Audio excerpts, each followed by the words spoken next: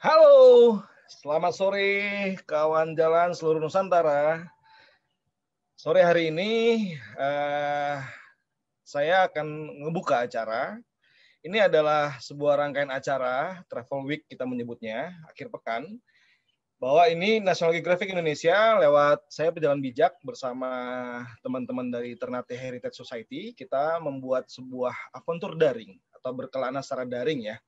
Dengan tema Ron Kampong Cina, Ternate, dan sekitarnya, perjalanan yang mengungkap kisah di balik toponimi, kampung-kampung tua di jantung Kepulauan Rempah. Sudah hadir bersama kita di sini, Ko Maulana Ibrahim, selaku asisten profesor dari Universitas Khairun, kemudian Ko Ayali, selaku wakil ketua dari Ternate Heritage Society, dan Bang Mahandis Yonata Tamrin, moderator kita sore hari ini dari Managing Editor National Geographic Indonesia. Baiklah, sebelum memulai acara, saya ingin memberitahukan bahwa aventur daring ini kita membuat macam rangkaian virtual tour yang dengan skema, ada dua skema. Pertama, kita membuat skema donasi. Dengan donasi ini kalian membantu teman-teman pemandu wisata di Ternate. Cara berdonasinya,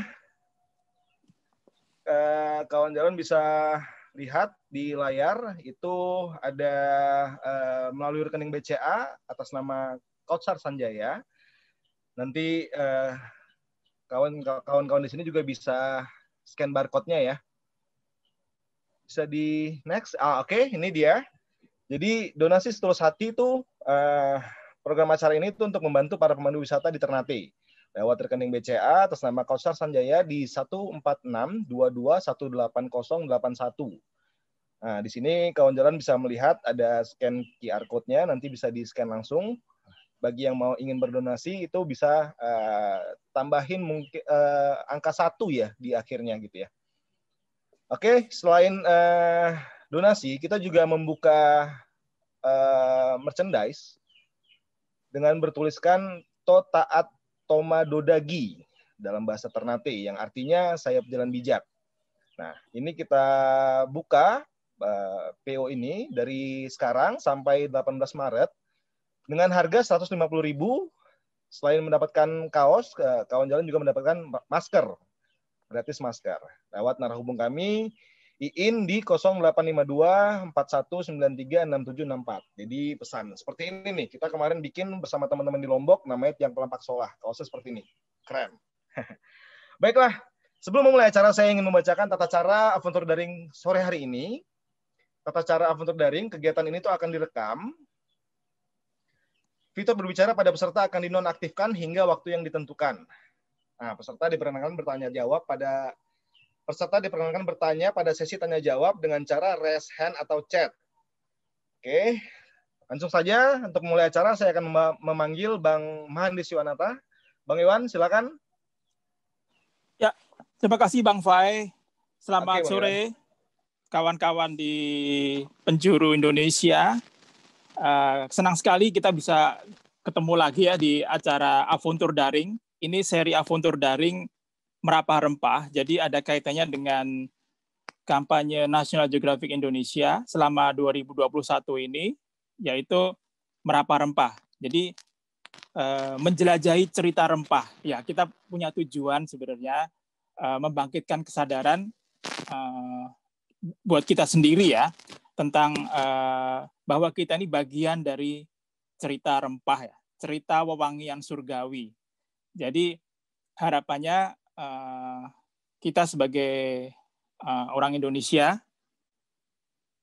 yang punya riwayat memiliki jantung kepulauan rempah, ini setidaknya memahami tentang diri kita sendiri ya, bahwa kita ini sebenarnya terbentuk dari perjumpaan-perjumpaan karena rempah ya, entah itu dari budaya, dari teknologi, bahkan sampai ke filosofi, gaya hidup, agama, ini kita dipengaruhi oleh rempah.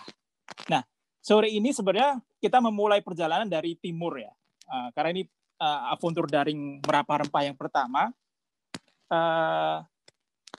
Tajuknya Ron Kampung Cina, Ternate dan sekitarnya. Ron iternya ya berputar mengelilingi ya, keliling kampung Cina gitu ya. Dan sebenarnya ini menarik karena kalau teman-teman soal Ternate ya, kalau teman-teman kemarin Januari mengoleksi edisi ini ya, edisi Merapah Rempah. Nah, ini sebenarnya menarik sekali di sampulnya. Sampul edisi khusus itu kami menampilkan peta karya Sebastian Münster. Itu peta terbit 1580, jadi abad 16. Sebastian Münster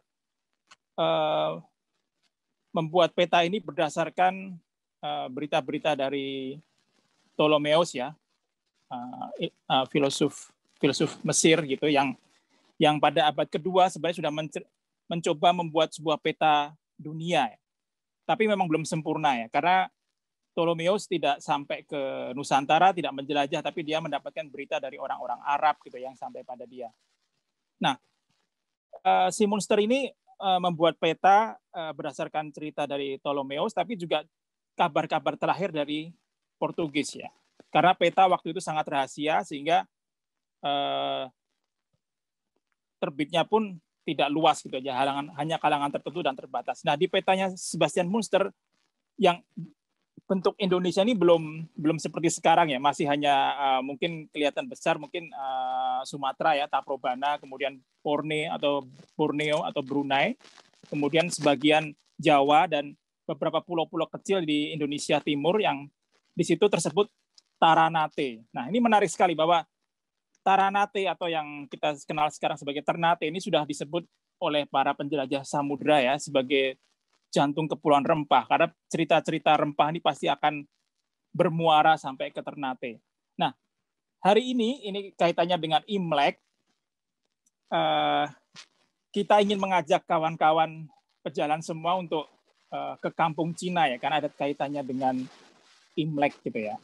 Dan hal yang menarik di Ternate ya, nanti kita bisa tanya-tanya ke narasumber ya, bahwa di Ternate ini sebutan ko dan ci ini wajar ya, hal yang lumrah untuk menyapa orang-orang lelaki atau perempuan, maknanya sama ya kakak gitu ya, yang tidak memandang apakah dia itu Tionghoa ataupun warga pada umumnya. Jadi sebutan itu sebenarnya kita bisa kembali lagi pada asal-usulnya. Ini kenapa sebutan ini menjadi hal yang lumrah di Ternate gitu ya.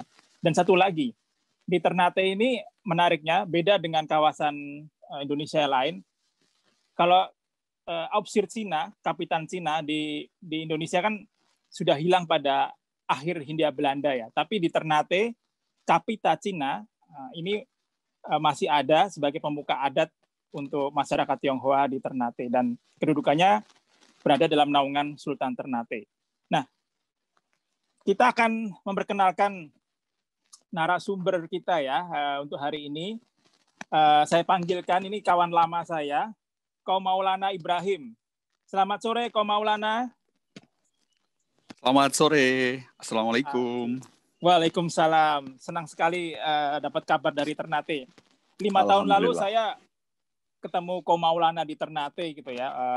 Jadi kita sempat jalan-jalan beberapa tempat, dan sepertinya kepingin sekali ya kembali ke Ternate gitu ya.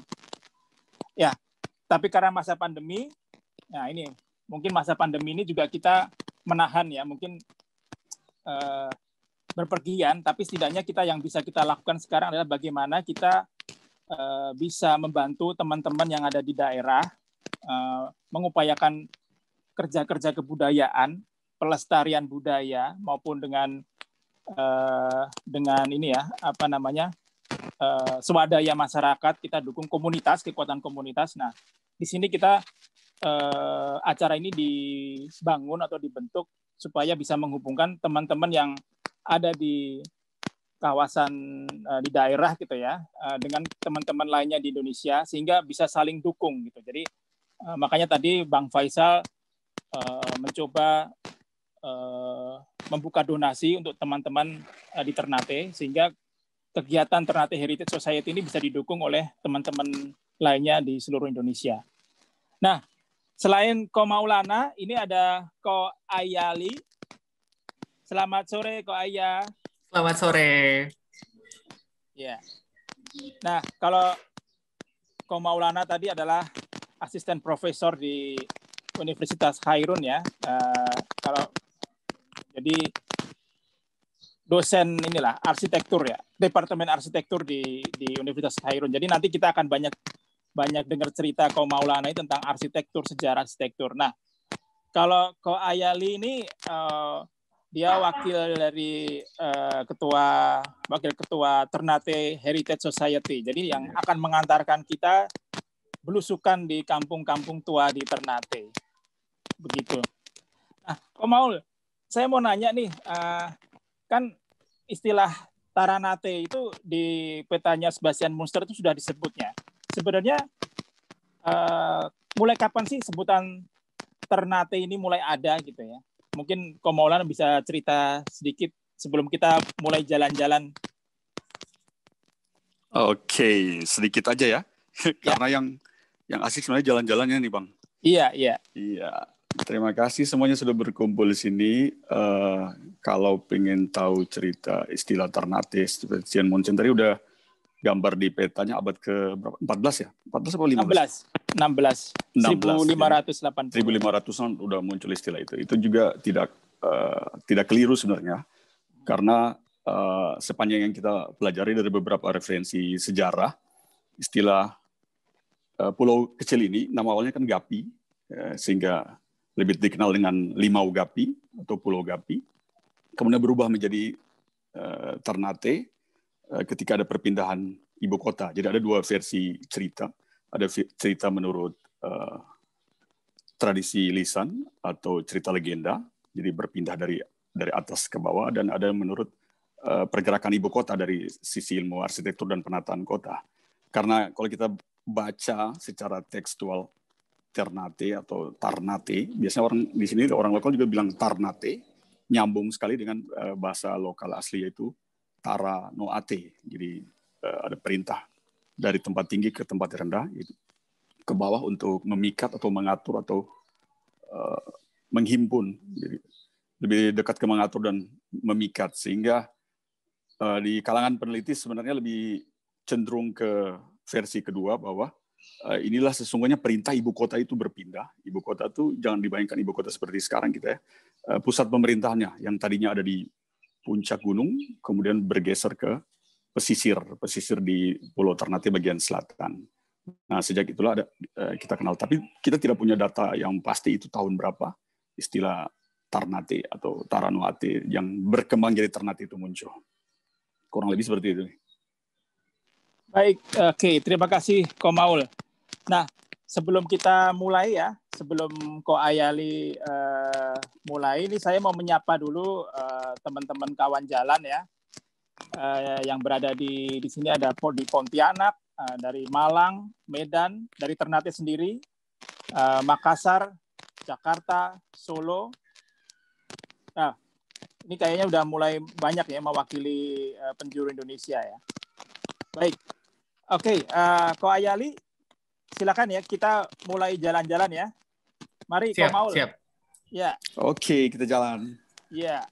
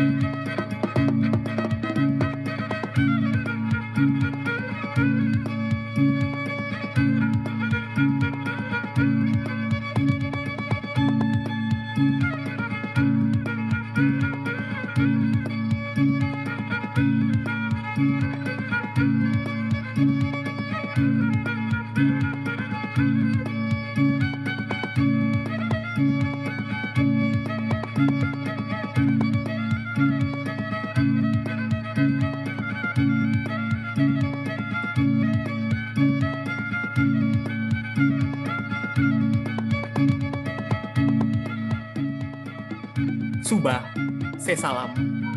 Selamat datang di Ternate, jantung kepulauan rempah yang namanya harum di halaman sejarah. Kota ini tidaklah luas, hanya dililit jalan sepanjang 42 km saja. Namun, disinilah para pendatang menyebutnya rumah. Rumah bagi segala bangsa yang singgah mencari rempah, baik pedagang atau penjajah.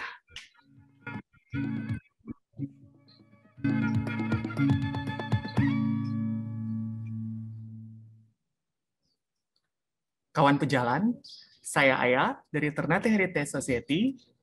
Hari ini bertugas sebagai pemandu daring.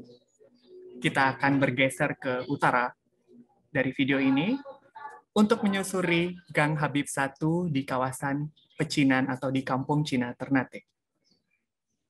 Inilah dia, Gang Habib 1. Lucu ya, jadi namanya memang nama Arab, Gang Habib 1, tapi memang dia berada di kawasan Kampung Cina Ternate. Dari udara dapat dilihat, sebelah kanan adalah rumah komunitas Cina, dan sebelah kiri adalah rumah Kampung Tengah atau rumah komunitas Arab. Jadi dinamis sekali. Lalu ini masih di lorong, nanti kita berbelok ke kiri, ada lorong kecil atau jalan pintas menuju ke kelenteng Tien Ho Kiong, satu-satunya kelenteng di kota Ternate. Kawan pejalan dapat perhatikan di sebelah atas, ada tenda permanen di sepanjang gang ini karena memang digunakan setiap untuk pengajian di setiap malam Jumat. Nah, kiri kanan masih ada rumah-rumah penduduk, yaitu rumah komunitas Arab, tapi masih namanya Kampung Cina. Ini dia di sebelah kanan adalah rumah Habib Abu Bakar itu sendiri, yang selain difungsikan sebagai rumah, juga sebagai kantor yayasan atau pusat kajian agama Islam terbesar di kota ini. Ini video dari udara. Lalu sebentar lagi kita akan berbelok ke kiri menuju ke Kampung Tengah. Kampung Tengah itu kampung komunitas Arab ya, kawan pejalan. Nah, ini kurang lebih 20 langkah di depan kita ini sudah masuk kawasan Kampung Tengah, yang mana kita akan berhenti di depan rumah Letnan Arab atau ketua pemimpin komunitas Arab di kota Ternate. Ini masih ada salah satu rumah dengan arsitektur Melayu, rumah tua arsitektur asli, dan sebelah kiri kita ini, di hadapan kawan pejalan adalah rumah Letnan Arab. Ini dilihat dari udara. Nah, untuk lebih jelasnya tentang rumah ini dan cerita terkait arsitekturnya, saya serahkan kepada Ko Maulana Ibrahim. Dipersilakan. Terima kasih, Ko Aya. Nah, kita sudah sampai di depan rumah Letnan Arab. Kenapa disebut Letnan Arab? Karena zaman itu jumlah komunitas Arab tidak terlalu banyak. Kita lihat rumahnya khas banget ya. Gaya Melayu dengan tangga kiri dan kanan. Kemudian ada railingnya, di depannya ada 3 buah pintu yang sangat menarik sekali. Dengan ornamen dan ragam hias yang cukup memukau, karena di situ ada ornamen-ornamen Cinanya kalau kita perhatikan. Jadi lantai rumah ini diimpor langsung dari Eropa, kemudian ornamennya dari Cina, sementara bentuk rumahnya adalah rumah panggung Melayu. Sedangkan penghuninya adalah orang keturunan Arab. Jadi luar biasa ya, sangat beragam sekali. Ada 4 unsur kebudayaan dunia bergabung menjadi satu dalam sebuah rumah dengan arsitektur yang sangat megah, dan masih ada sampai hari ini di kota Ternate. Di pusat kota yang jarang sekali orang perhatikan, bahkan orang Ternate sendiri pun belum semua pernah mengunjungi dan masuk ke rumah ini. Rumah yang sangat menarik ini alhamdulillah masih terjaga keaslian arsitekturnya dengan tanaman yang sangat asri, masih diwarisi oleh Letnan Arab sampai turunan ke-5 saat ini masih tinggal di rumahnya. Ya, silakan Kak Aya, mungkin kita mau lanjut lagi. Baik, terima kasih Kok Maulana. Sekarang kita lanjut berjalan lagi menyusuri gang sempit ke sebuah kampung yang tidak kalah menarik.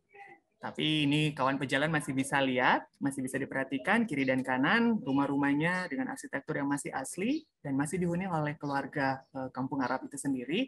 Kenapa namanya Kampung Tengah? Karena memang dulu populasinya cuma 100 orang yang tinggal di sini. Sehingga mereka menamakan diri sebagai Kampung Tengah karena memang dia berada di tengah-tengah kampung Cina, bukan kampung Arab ya. Nah, inilah dia sebuah kampung namanya Kampung Palembang. Dulu pada 199 tahun yang lalu Sultan Mahmud Badarudin II diasingkan oleh Belanda ke Ternate, dan beliau ditawan bersama pasukan dan keluarganya di Benteng Oranye. Namun, atas negosiasi yang dilakukan oleh Sultan Ternate, maka Sultan Mahmud Badarudin beserta keluarga dan pasukannya dibebaskan, terus kemudian mereka diberikan sebidang tanah oleh Sultan Ternate, yang kemudian didirikan di situ Istana Kesultanan Palembang di Pengasingan, sehingga namanya Kampung Palembang. Sekarang memang sudah tidak ada jejaknya lagi, tapi tandanya dapat dilihat di seberang kita, sebaris dengan bank itu dulunya adalah Kampung Palembang. Seperti itu. Nah, kenapa sudah tidak ada jejak? Karena setelah Sultan Mahmud Badarudin II meninggal, beliau wafat di Ternate, kemudian dimakamkan 1 kilometer sebelah utara dari Kampung Palembang ini. Lalu pasukan dan keluarganya menikah dengan orang lokal, orang Ternate, dan mereka bermigrasi hingga ke Halmahera sana. Sehingga kawasannya menjadi kosong dan diambil alih kembali oleh orang-orang komunitas Tionghoa berubah menjadi kawasan niaga. Ya, seperti itu. Baik, kita lanjut berjalan. Jadi seperti inilah dari dulu yang sebenarnya ini adalah kampung yang sangat harusnya ada corak Melayunya, sekarang sudah berganti menjadi arsitektur modern dan pusat niaga di kota Ternate ini. Sekarang sudah banyak ruko-ruko, sudah banyak toko-toko, sudah tidak ada jejaknya sama sekali. Sekarang kita berjalan menuju ke arah barat. Kawan lihat, ini ada salah satu lorong untuk menuju ke Kampung Tengah tadi. Jadi dekat sekali ya, di dalam kampung Cina itu ada Kampung Arab dan Kampung Palembang. Nah, uniknya nama dari jalan ini adalah Jalan Nukila, diambil dari nama Boki Raja Nukila, satu-satunya ratu dari Kesultanan Ternate yang saat itu menentang kebijakan Portugis. Sehingga diabadikanlah nama jalan ini menjadi diambil dari nama beliau. Seperti itu. Ya, sudah terlihat jelas sekali bahwa sekarang sudah berubah menjadi kawasan niaga. Kita bergeser lagi ke arah barat.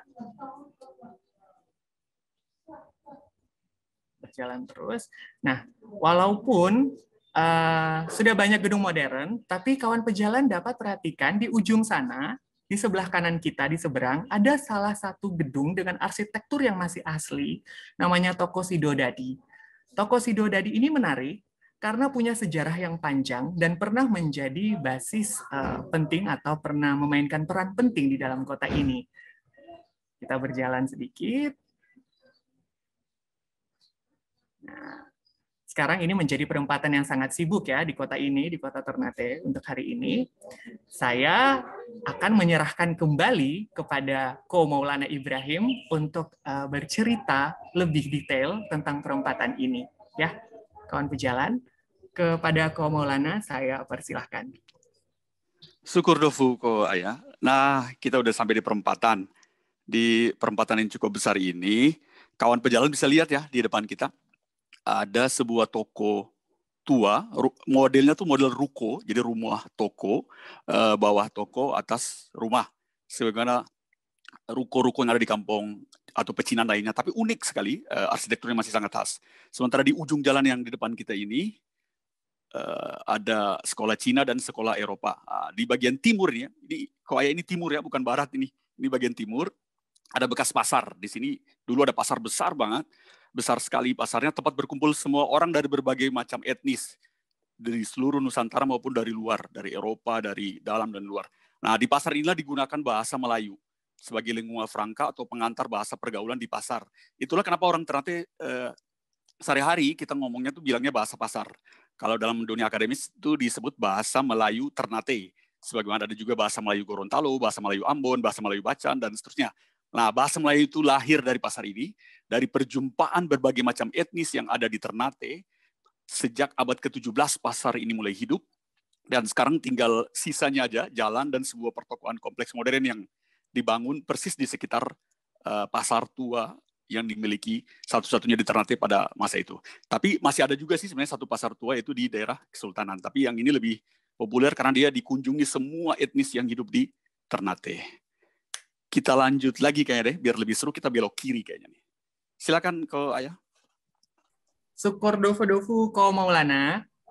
Nah, jadi sudah dijelaskan dengan sangat detail sekali tadi sama Ko Maulana. Ini dapat dilihat menjadi kawasan niaga. Dan ini, gedung yang berlantai 3 ini adalah toko buku Selenta, menjadi gedung selain Sidodadi, dia juga menjadi salah satu bangunan tua dan masih berfungsi sebagai toko buku Singgari ini. Nah, sebelah kiri itu, di jalan yang tadi itu adalah jalan ke sekolah Cina yang sudah dijelaskan sama Ko Maulana. Dan di ruko-ruko yang di depan kita ini sekarang sudah menjadi ruko yang sangat menjadi tempat berdagangnya orang-orang dari Padang, dari Makassar, dari Gorontalo, jadi sangat beragam sekali. Jadi Ternate memang terbuka masih seperti dulu. Sekarang kita berjalan, tidak jauh dari perempatan besar ini, kita ke salah satu spot yang tidak kalah penting. Ini namanya Jalan Hasan Busori. Sekarang namanya digunakan sebagai nama salah satu rumah sakit besar di Ternate. Dan inilah dia, gedung bioskop Benteng. Dulu sebelum digunakan sebagai bioskop, ini sempat berfungsi sebagai gereja dan kemudian dialihkan menjadi bioskop pada tahun 1522 dengan nama Columbia. Dan dia menjadi satu-satunya bioskop pertama di Kepulauan Maluku dan memutar film-film dari Amerika. Seperti biasa, untuk lebih detail membahas tentang arsitektur, saya kembalikan kembali ke Pak Maulana Ibrahim. Silakan. Terima kasih ya, Ko Ayah. Saya jadi ingat zaman SMP dulu nih. Terakhir nonton sini zaman SMP soalnya. Itu pun harus sembunyi-sembunyi ya kalau ada camping di sekolah. Karena sekolah saya kan dekat sini. Tidak terlalu jauh dari bioskop Benteng, ada sekolahan saya, SMP. Jadi kita sempat nyuri-nyuri nonton film, terakhir nonton film Batman kalau nggak salah di sini. Nah ini bioskop paling unik karena masih bertahan sampai hari ini. Sahabat-sahabatnya di kota besar seperti di Jogja, di Bandung, ada beberapa udah mulai dirobohkan. Di sini masih tetap utuh. Gaya arsitekturnya sangat khas. Ini bentukan paling akhir ya, dibangun tahun 1954 kalau nggak salah. Karena dia sebelumnya adalah sebuah gereja. Jadi nggak banyak orang tahu. Tidak banyak orang tahu dia adalah sebuah gereja yang dibangun oleh VOC. Karena dia dibangun di sejak periode abad ke-18, sebuah gereja dengan arsitektur kayu yang sangat unik, kemudian berubah fungsi menjadi bioskop di tahun 40-an sebelum merdeka, dan sesudah merdeka, dia dibangun kembali dengan arsitektur yang gaya 50-an, 60-an seperti itu. Sekitar akhir 90-an baru dia mulai berhenti berfungsi, sehingga generasi 90-an itu masih bisa loh menikmati film-film terkini. Betul tadi kata Ko Ayah, semua film terkini yang ada di Hollywood atau dimanapun langsung masuk ke Ternate, langsung diputar di sini. Makanya dulu nama awalnya tuh bioskop Columbia. Jadi mungkin diambil dari nama Columbia Picture, jadi bioskopnya bioskop Columbia. Mereka punya jejaring bioskop dengan Manado, dengan Makassar, dengan Surabaya, dan Jakarta. Jadi filmnya tuh di rolling, diputar mengelilingi Nusantara, khususnya bagian timur. Nah, di paling ujung lah bioskop Benteng ini, kemudian filmnya akan dikirim kembali lagi ke Pulau Jawa. Di bioskop ini sekarang udah berfungsi sebagai restoran ya, lantai bawahnya tuh udah lihat ada tambahan-tambahan atap. Sekarang ada orang jualan ikan bakar yang cukup khas. Yuk, kita lanjut. Nah, dia masih menyisakan halaman parkir yang cukup luas di square-nya atau tempat. Nah, ini ikan bakarnya masih ada. Karena pandemi, jadi mereka jualan ikan bakarnya hanya pagi sampai sore. Malam tidak buka lagi, benar-benar sepi dan tidak seramai zaman dulu lagi. Ini halaman parkirnya cukup luas di masa itu tuh. Sampai sekarang masih luas. Ya, kita kembalikan ke Ko Ayah. Syukur dofu Ko Maulana. Sekarang kita sudah bergeser ke sebelah kanan atau ke sebelah utara dari bangunan benteng tadi, menyusuri Gang Habib II, yaitu kita akan menuju ke kawasan Klenteng. Ini adalah salah satu sentra oleh-oleh yang paling terkenal di Ternate. Mungkin kawan pejalan pernah dengar Besi Putih Ternate, disinilah sentranya. Nah, nanti di ujung gang ini kita akan tembus ke Lorong Tapikong atau Lorong Naga, atau sebenarnya namanya adalah Lorong Tian Ho Kiong. Cuman karena orang lokal pada waktu itu tidak bisa menyebutkan Tian Ho Kiong, mereka akhirnya mengatakannya menjadi Tapikong atau Tapekong seperti itu. Nah, ini dia di ujung lorong, dapat dilihat ini arsitektur rumahnya masih asli, tapi memang sudah rusak karena pada waktu itu sempat rusak karena alasan konflik di tahun 99, tapi masih tetap terawat dan ditinggali oleh para pengungsi sampai sekarang. Dan inilah dia sepanjang jalan, yaitu Lorong Naga atau Lorong Tapiko, menuju ke Klenteng Ibu Suri Agung atau Tian Ho Kiong. Nah, kelenteng ini dibangun pertama kali di Indonesia Timur. Jadi dia menjadi kelenteng tertua di Indonesia Timur, dibangun oleh para pedagang Cina yang berlayar ke Ternate untuk menghormati Dewi Laut, karena mereka datang ke Ternate melalui jalur laut. Seperti itu. Ini arsitekturnya, dilihat dari atas, sangat megah sekali, dan sangat meriah ketika Imlek. Untuk cerita lebih jelasnya tentang arsitektur, saya kembalikan ke Ko Maulana. Silakan. Syukur Dofu Koya. Ya, kita udah sampai di halaman kelenteng nih, kawan pejalan. Jadi benar-benar kita ada di halamannya sekarang. Karena tadi ada pagar, kita sudah masuk ke dalam pagar. Nah, waktu video ini dibuat, kira-kira 5 atau 6 hari sebelum kelenteng itu ada perayaan Imlek. Jadi video ini diambil sekitar hari Minggu kemarin. Terlihat beberapa anggota komunitas Tionghoa sedang sibuk-sibuk. Mereka sedang ada ritual upacara bersih kelenteng. Nah, kelentengnya sangat menarik. Namun yang kawan pejalan lihat ini adalah hasil bentukan arsitektur model yang paling akhir juga, kekinian lah istilah. Dia udah dipugar, udah berkali-kali dipugar. Jadi ini udah hasil pemugaran tahun 2005 kalau nggak salah, sesudah pasca kerusuhan, dia dipugar kembali. Ya, kalau tadi kita di jalanan gitu ya, Ko Maul, sekarang kita boleh dong ya lihat di dalam kelenteng ini seperti apa sih yang tadi kabarnya abad ke-17 sudah ada tadi ya, kelenteng ini ya? Iya. Ya. Mari, Ko Maul. Yuk, kita masuk ke dalam yuk, kita lihat ada apa dalamnya.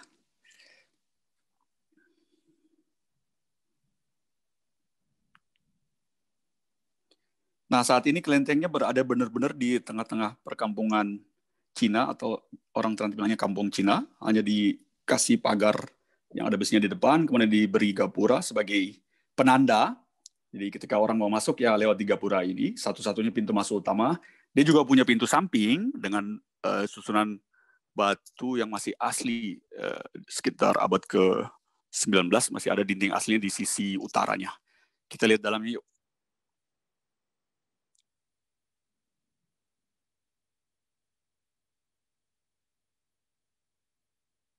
Nah, kelenteng 2 lantai ini, kelentengnya 2 lantai ya, terdiri atas ruang utama dengan sisi utara dan selatan, dibagi 3 ruang di dalamnya sebenarnya. Jadi sisi paling selatan atau sisi paling kiri itu adalah ruang untuk Dewa Bumi, kemudian ruang tengahnya itu diperuntukkan untuk Dewi Laut atau Ibu Suri Agung, kemudian sisi paling utara atau paling kanan itu untuk Panglima Perangnya atau Kuan Kong, sementara ada satu ruang di belakang khusus untuk Nabi Konghucunya, sementara lantai 2-nya adalah untuk Dewi Kuan Yin. Nah, inilah suasana para saudara-saudara kita dari komunitas Tionghoa yang beragama Konghucu sedang ritual bersih kelenteng. Jadi menyambut Imlek. Video ini dibuat hari Minggu yang lalu. Jadi bisa terlihat suasana sedang bersih-bersih kelenteng.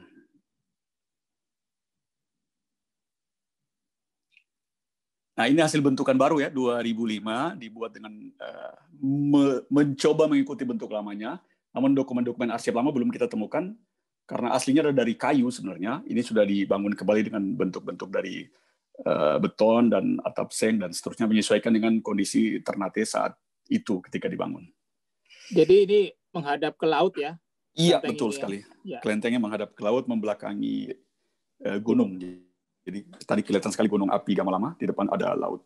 Zaman dulu lautnya dekat banget, sekarang udah agak jauh karena udah ada tambahan-tambahan daratan sehingga lautnya menjadi semakin menjauh dari kelenteng.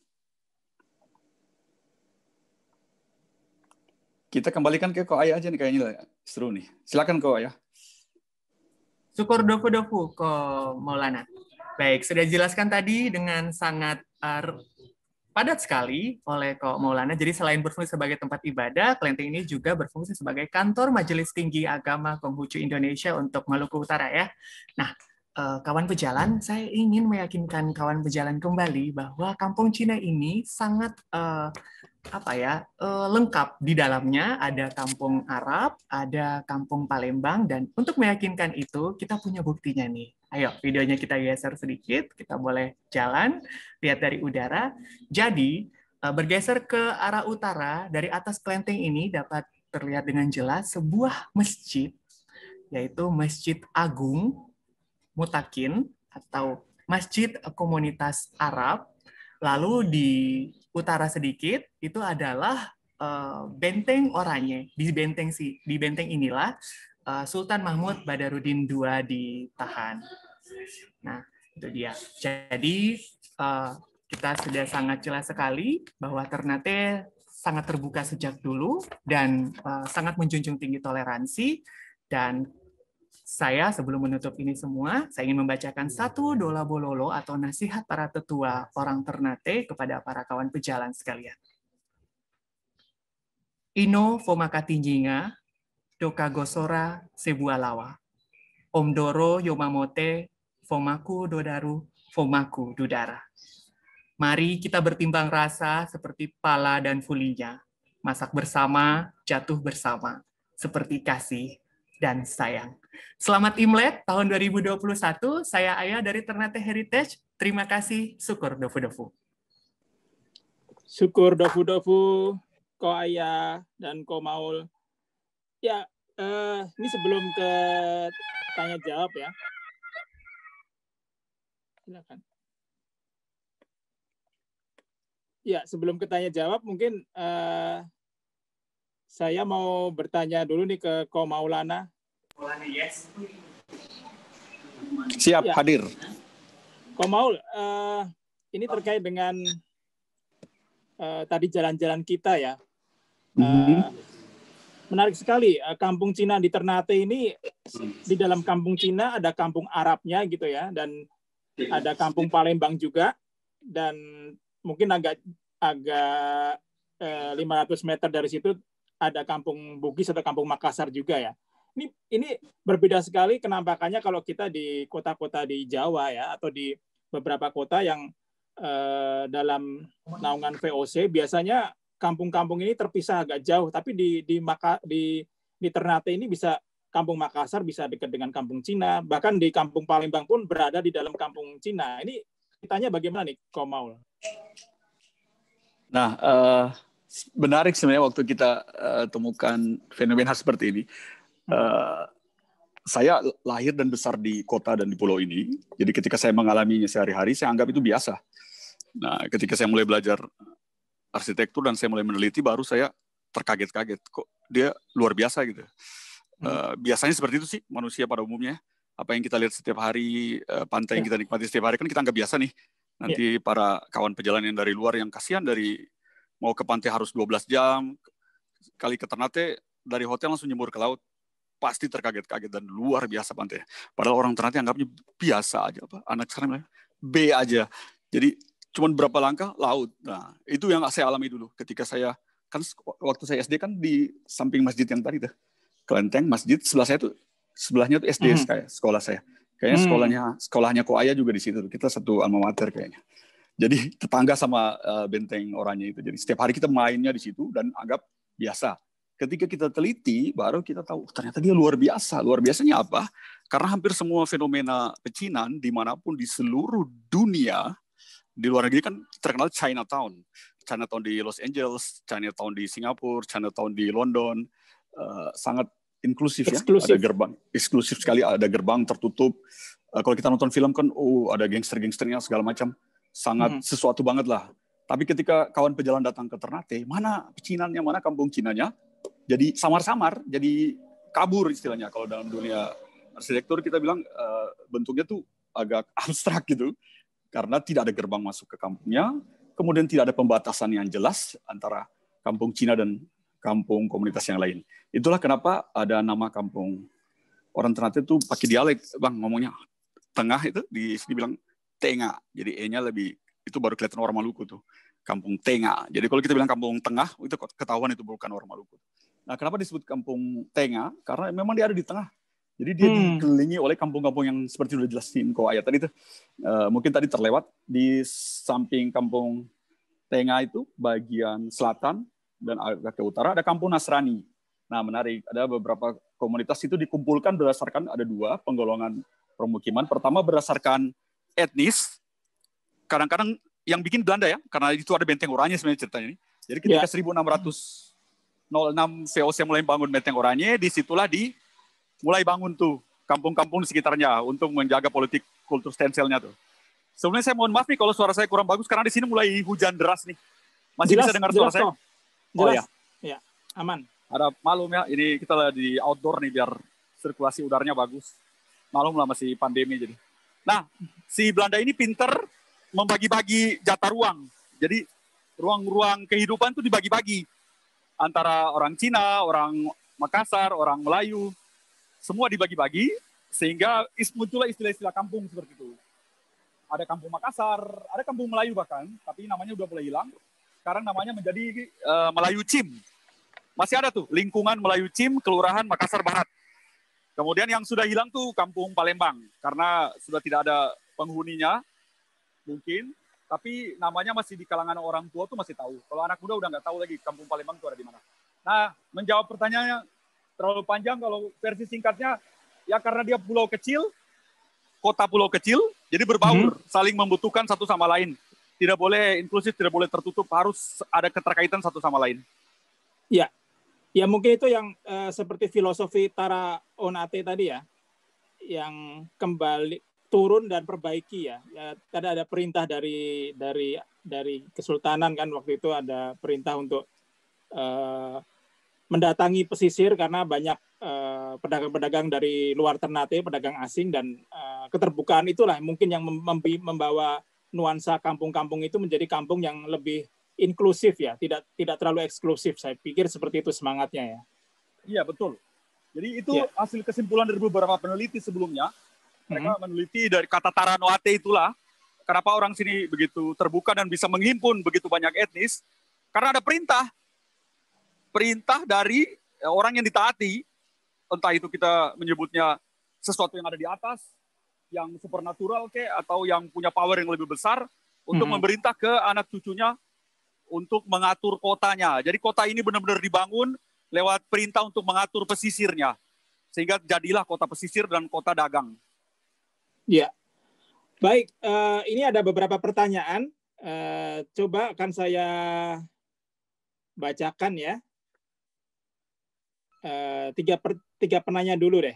Ini yang pertama Kak Isma dari Bandung. Dia bertanya, Ternate sempat menjadi pusat rempah cengkeh Nusantara di era kolonialisme. Apakah rempah-rempah tadi ya, cengkeh tadi, masih ada dalam keseharian masyarakat Ternate hingga sekarang? Jika masih, berupa apa saja bentuknya ya, entah itu kuliner, tradisi, atau yang lain-lain. Nah, mungkin siapa ini yang menjawab? Kak Aya dulu? Atau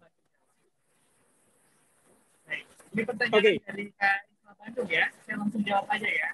Ya. Terkait tentang Kak Aya agak putus-putus suaranya ya. putus ya? Ya.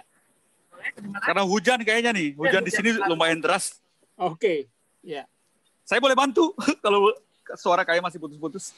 Sekarang enggak? Agak samar ya. Jelas Bang Maulana. Kok mau boleh dibantu kalau boleh. Nanti saya limpahkan ke komennya ya. Ya. Kau Maul. Iya, mohon maaf ya karena deras banget hujan di luar. Jadi saya tadi di luar pindah ke dalam rumah. Akhirnya suara saya masih lumayan aman ya, Bang? Aman. Okay. Aman kok. Kok Ayah tadi mungkin dia masih di teras rumah atau di mana? Harus mengamankan dirinya. Nah, Isma dari Bandung dan Ternate. Wah, Isma kayaknya blasteran Bandung Ternate nih. Menarik pertanyaannya, Isma. Betul sekali, sempat menjadi pusat rempah, cengkeh Nusantara dan seterusnya. Nah, apakah masih ada dalam keseharian sehingga sekarang? Kalau masih berupa apa saja dan seterusnya. Iya, sebenarnya rempahnya tuh masih kita rasakan, tapi tidak se-ekstrim yang orang bayangkan ya. Misalnya kalau kita makan makanan bernuansa rempah ala Sumatera bagian barat, atau makanan-makanan kuliner-kuliner rempah dari India misalnya, itu kan lebih nendang banget rempahnya tuh. Nah, rempah di sini tuh digunakan secara proporsional. Banyak sekali orang bertanya ke kita, kok mana rempahnya dalam kuliner? Nah, kalau saya jawab isengnya, ya emang rempah di awal di sini tuh bukan untuk kuliner, untuk komoditi yang diekspor, dikirim keluar, jauh keluar ke Eropa, ke Amerika, jadilah minyak wangi, jadilah obat-obatan dan seterusnya. Nah, sementara orang lokalnya ngapain sama rempahnya? Digunakan secara proporsional. Jadi tetap ada, kita punya satu menu yang paling khas di Ternate, namanya ikan masak kering kayu. Karena sudah masak, bentuknya seperti kayu hitam, jadi lidah orang Ternate bilangnya ikan masak kering kayu. Jadi sudah kering seperti kayu. Jadi di dalam ikan masak kering kayu itu ada ramuan cengkeh. Jadi kalau dia nggak pakai cengkeh, rasanya pasti nggak enak. Dan orang Ternate kalau nggak makan ikan sehari, kayaknya harus ganti paspor deh. Karena ikan adalah bagian dari hidup kita. Nah, rempahnya sangat nendang banget di ikan masak kering kayu. Di mana ketemu ikan masak kering kayu? Gampang banget ketemunya, setiap pagi ada di menu nasi kuning Ternate.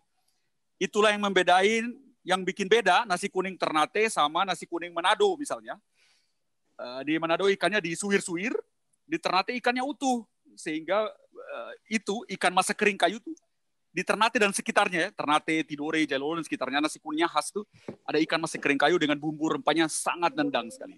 Kemudian kalau pengaruh Eropanya di mana? Di olahan daging. Daging kita bilangnya garu, daging yang diolah, digaro. Seperti orang menggaruk, jadi diolah di dalam wajan, jadi namanya daging garo kecap, daging garo rica. Disitulah rempahnya nendang banget. Kemudian kita juga punya makanan adat. Nah, kalau mau bahas makanan adat di Bang Yohan, nggak habis-habis ceritanya. Kita harus punya satu sesi khusus nih. Kemarin saya pernah diundang oleh teman-teman gastronomi dari Bandung itu. Kita 1,5 jam loh bahas makanan adat Ternate. Judulnya teman-teman bisa cari aja di Instagram, #Ngogu Adat. Bagi yang tertarik kuliner khas adat Ternate, namanya Ngogu Adat. Itu beda banget dengan Tidore, beda banget dengan daerah lain. Karena saya udah meneliti Ngogu Adat ini, ketika saya ke Tidore, beda sajiannya, susunannya, menu, komposisi, filosofi, beda banget dari pulau ke pulau. Sehingga banyak kawan pejalan yang datang, saya mau makan khas Ternate, loh kok ketemu nasi kuning lagi, misalnya ketemu ini, dan seterusnya. Nah beda, kalau dia makan nasi kuning, di Ternate itu juga nasi kuning Manado, yang ikannya disuir-suir, berarti itu pengaruh Manado. Kemudian kalau dia ketemu ikan masak kering kayu, itu dia nasi kuning Ternate, dengan beberapa bumbu lain tentunya seperti sambal goreng dari batatas. Batatas juga unik ya, namanya pengaruh bahasa Latin tuh. Portugis dan Spanyol juga pakai kata batatas tuh. Jadi kalau kita ke fast foodnya di Madrid atau di Lisbon, nggak ada tuh French fries atau kentang goreng. Dia tulisannya langsung batatas. Jadi orang Maluku tuh sangat familiar dengan makanan batatas. Itu salah satu ciri khas nasi kuning Ternate. Kurang lebih seperti itu sih. Oke, iya. Jadi tetap ada ya pemanfaatan rempah ya. Memang dengan kadar tertentu ya, bahwa rempah-rempah tetap digunakan, tapi memang tidak seperti orang Eropa ya, bahwa mereka sangat melihat ini sebuah kemewahan gitu ya. Kalau di sini kan mungkin bisa digunakan lebih proporsional, karena juga iklim di sini lebih panas, sehingga mungkin kadarnya juga berbeda dengan makanan-makanan rempah di Eropa gitu ya. Mungkin itu ya Bang Maulana ya. Juga mirip loh Bang. Jadi kita punya ikan kuah, namanya ikan, kalau di Jawa orang bilangnya sop ikan ya. Di sini kita bilangnya ikan kuah. Jadi ikan asam pedis, kita bilang ikan asam pedis. Asam pedis. Itu di bukunya almarhumah Ibu Irza Arnita Jafar tuh, beliau meneliti kuliner pengaruh Portugis sampai ke Lisbon. Dia ketemu beberapa kuliner yang dipengaruhi Portugis. Salah satunya ikan asam pedis. Kemudian ikan goropa, sama ya, di Lisbon juga mereka bilangnya goropa.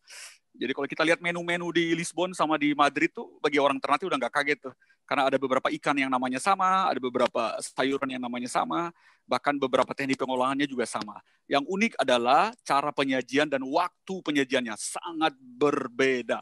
Panjang nih Bang kalau kita bahas kuliner. Oke.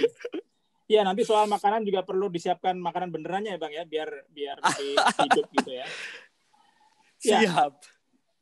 Siap, masih bersama Ko Maul dan Ko Aya. Ini ada satu pertanyaan lagi dari Mas Triyono, Jakarta.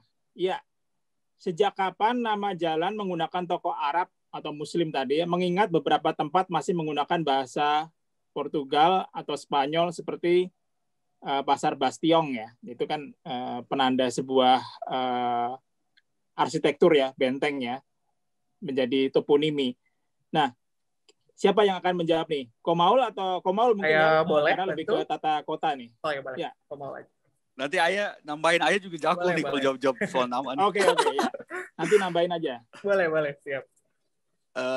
Sejauh yang kita teliti, lorong-lorong itu awalnya kan kita belum ketemu namanya tuh. Karena ketika politik kultur stencil si VOC ini merumahkan dalam kondisi yang sangat terbatas orang-orang Cina. Jadi orang Cina awalnya di Ternate tuh, ini ibu kota yang kita bahas ya, ibu kota yang sekarang ya. Karena Ternate punya ibu kota yang lama lagi di bagian selatan pulau. Antara Castella sampai Rua itu ceritanya lain lagi. Hari ini kita bahas Ternate zaman now lah. Tapi Ternate zaman now tuh dimulai 1600. Jadi cukup tua ya. Zaman now-nya aja 1600 ya. Zaman now-nya Ternate itu 1600. Kalau zaman old-nya Ternate itu sebelum 1000 bahkan. 900 sampai 1000 sekitar tahun itulah. Kalau di catatan-catatan Belanda kan mereka baru mulai mencatat kita tuh 1254 kalau nggak salah, sehingga ulang tahun ke Ternate kan dihitung dari angka 1254 itu. Tapi itu panjang perdebatan sejarah. Nah, sekarang saya kembali ke pertanyaan sih. Menarik sebenarnya pertanyaan Mas Triono dari Jakarta. Sejak kapan jalan menggunakan nama tokoh Arab Muslim? Di Ternate jalan tuh jarang banget ada nama jalan sebenarnya. Dulu zaman saya SD, SMP, SMA aja kita nggak tahu nama jalan. Kita lebih tahu nama kampung. Di sini istilahnya kampung. Bahasa Melayunya sangat kuat, kampung. Kalau di Inggris kan jadi compound, ya, kumpulan beberapa. Compound kan kumpulan-kumpulan. Nah, itu orang Inggris belajar compound itu dari bahasa Melayu, kampung. Jadi di Ternate, rumahmu di mana? Di kampung Arab, di kampung Tengah, di kampung Makassar. Jadi pakai O, bukan pakai U. Itu pengaruh Melayu sangat kuat. Nah, kita lebih familiar dengan nama kampung daripada nama jalan.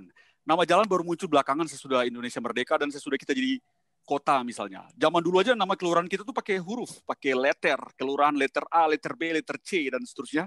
Kemudian sesudah semakin ke sini tahun 80-an, 81 atau 82 kalau nggak salah, Ternate kembali menjadi statusnya kota administratif. Disitulah baru mulai diberi nama-nama jalan. Yang paling menarik adalah nama Habib tadi dimasukin ke nama jalan Habib 1, Habib 2, baru kita temukan beberapa, kalau nggak salah 1 atau 2 dekade belakangan ini saja.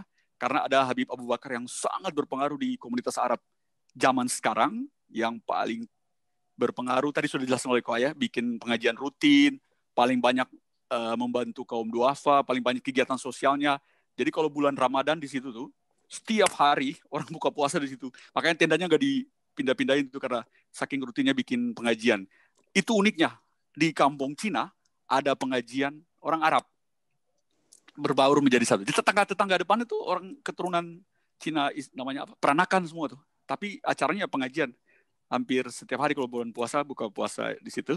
Kemudian kalau salat tarawih juga ada di situ dan seterusnya. Jadi nama Habib itu baru digunakan 1 atau 2 dekade belakangan ketika komunitas itu sudah mulai semakin menguat bikin kajian-kajian agamanya. Baik, Ko Ayah mau menambahkan? Sebenarnya sudah dijawab semua ya sama Ko Maulana, sudah sangat lengkap sekali. Jadi memang benar, di Ternate itu kita dulu sebelum jadi Kota Madya, orang Ternate jarang sekali memang mengenal nama jalan di setiap kelurahan atau di kompleksnya mereka. Memang kita lebih kenal, kamu tinggal di mana, di Kampung Tengah atau Kampung Cina, seperti itu. Saya rasa sudah sangat lengkap sekali penjelasan dari Ko Maulana. Terima kasih. Mungkin kita bisa bergeser ke pertanyaan selanjutnya. Baik, berikutnya ini ada Mbak Ira dari Yogyakarta. Ada 2 hal yang ingin saya tanyakan. Pembagian wilayah seperti Kampung Cina, Arab, Palembang, apakah dari kebijakan Wickenstelsel masa kolonial, jadi pembagian berdasarkan suku gitu ya, seperti yang ada di kota-kota ya kayak di Jakarta gitu ya, atau di Semarang, atau pembagian tersebut sudah ada jauh sebelum kolonial. Nah, siapa ini yang akan bisa menjawab? Siap, hadir. Oh, silakan. Karena bahas kampung nih. Jadi kebetulan riset saya berhubungan dengan perkampungan tua di pusat kota. Jadi riset-riset kampung itu bagian dari kerja-kerja arsitektur ya. Karena kumpulan-kumpulan dari rumah itulah yang membentuk kampung. Betul sekali ya, Ibu Ira dari Yogyakarta. pembagian yang kita cerita tadi baru terjadi di awal abad ke-17. Jadi abad ke-17 tuh awal ketika Benteng Oranye mulai dibangun. Jadi ketika Benteng Oranye dibangun 1606, disitulah para pedagang-pedagang tadi dikumpulkan di sekitar benteng. Jadi ada pedagang yang komunitas Sulawesi bagian selatan, itu banyak isinya. Ada dari Mandar, ada dari Makassar, ada dari Bugis, dan seterusnya.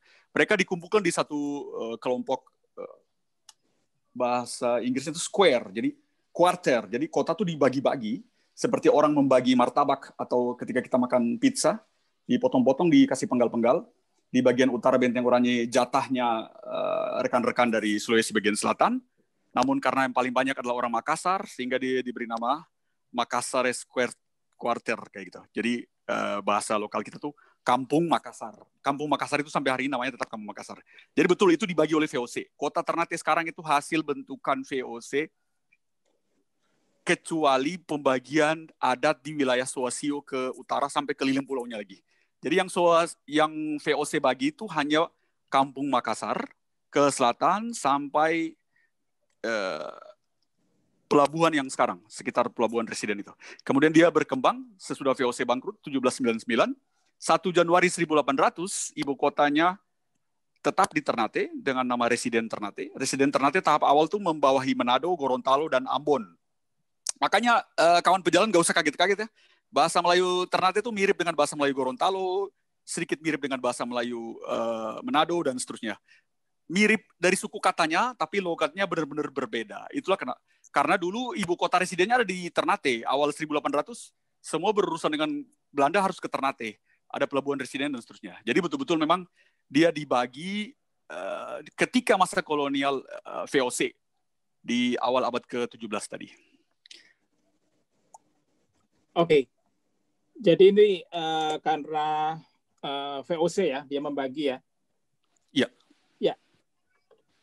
Yang seperti di Jakarta juga, di Batavia. Iya, juga, terjadi juga di Batavia, di Surabaya, ya. Di Semarang, di Jogja. Namanya bahkan mirip-mirip. Di Jogja ada Kota Baru, di Ternate juga ada Kota Baru. Di Jakarta ada Keramat Sentiong, di Ternate ada Santiong.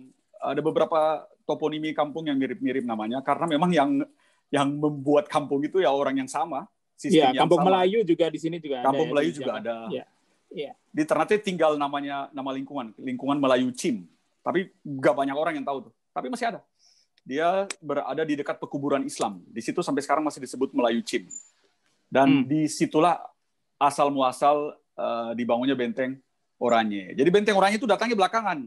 Orang-orang ini sudah ada di situ sebenarnya, tapi tidak rigid, tidak kaku, ada jalan lurus-lurus. Ketika si VOC datang membawa gaya Eropa, dia bangunlah kota dengan gaya Eropa, yang jalannya lurus, ada lorong, ada blok, ada square. Jadi benar-benar tata kota Eropa yang dipakai di Ternate di tahun 1606 sampai 1799. Jadi Ternate di awal pembangunan ibu kota kolonial itu benar-benar mengikuti gaya pembangunan kota-kota di Eropa dengan jalan yang lurus, rigid, kaku, blok, square, dan seterusnya. Kawan pejalan kalau ada di Ternate, silakan buktikan saja omongan saya, silakan masuk aja salah satu lorong yang ada di Kelurahan Sosio, lebih tepatnya di bagian selatan Sigilamo. Nah, kalau kita masuk ke Sigilamo, orang Ternate lebih kenal dengan nama Masjid Sultan.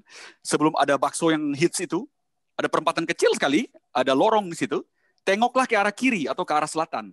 Maka kawan pejalan akan melihat jalannya lurus sekali ke selatan sampai tembus Benteng Oranye. Nah, sayangnya sekarang sudah ada ya? Jalan lama. Itu benar-benar dibangun oleh VOC itu. Jalan-jalan lama di Kampung Makassar itu, Kampung Makassar Tengah, Kampung Makassar Jalan Lau, Kampung Makassar Jalan Dara, itu gambar kampung yang digaris di atas kertas baru dibangun. Itulah kenapa Kampung Makassar itu sangat lurus dan rapi jalannya. Begitu juga ketika kita ke gerbang ibu kota Kesultanan, Sosio, Ngaralamo, pintu besar, kalau kita lihat ke selatan, lurus, terus tembus Benteng Oranye. Nah, si VOC dan Belanda ini hanya membagi wilayah Kampung Makassar ke selatan.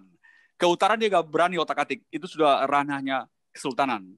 Karena Ternate mengalami berbagai macam periode pembagian wilayah kekuasaan. Pernah ada periode satu pulau dikuasai 3 penguasa besar, yaitu Spanyol, Belanda, dan Kesultanan Ternate. Pernah lagi ganti ke periode berikut, yaitu hanya ada 2 penguasa, yaitu penguasa VOC dan Kesultanan. Jadi dari 3 turun ke 2 penguasa. Padahal pulau itu hanya keliling 42 km saja. Tapi dibagi-bagi, diatur, biar apa? Biar tertib, biar rapi. Gitu. Iya. Dan implikasi politiknya sangat banyak sekali nih Bang Johan kalau dibahas nih. Mereka punya kepala kampung, punya pajak, punya macam-macam lah. Punya kepala keamanan, punya polisinya. Yang paling keren tuh punya polisinya Bang Johan. Jadi polisi zaman itu tuh bikin warga hidup tertib sekali. Saya mau cerita di sini karena ini nilai-nilai yang sudah mulai hilang saat ini. Di zaman kolonial, ada polisi yang bentukan Belanda. Polisi itu akan mengecek setiap rumah kalau dia mau mengajukan izin untuk keramaian.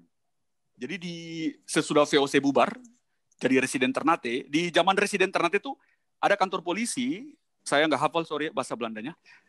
Ketika orang Ternate mau bikin hajatan, mau membunyikan musik dan seterusnya, atau orang Cina tadi, atau orang Melayu, orang Arab, mereka harus meminta izin dulu di si kolonial tadi, si residen tadi.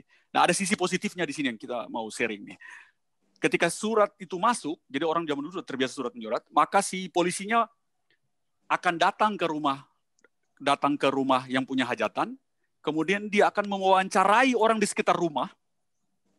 Orangnya keberatan nggak bahwa di rumah ini besok atau 2 hari lagi akan ada pesta sampai jam sekian sampai jam sekian. Kalau tetangga-tetangganya nggak keberatan, baru dia bisa dapat izin. Tapi apa yang terjadi kalau di tetangganya ada ibu yang baru melahirkan, ada anak bayi, atau ada orang tua juga dan seterusnya, izin tidak bakalan dikeluarin kalau malam-malam bikin keributan. Nah hal-hal kayak gini kita miskin sekarang. Iya. Sebenarnya ada beberapa sisi positif lah kalau kita bisa belajar dari masa lalu. Tidak selamanya masa kolonialisme itu buruk semua. Ada beberapa hal yang positif yang kita temukan ketika kita meneliti. Data ini saya temukan ketika survei di Universitas Leiden.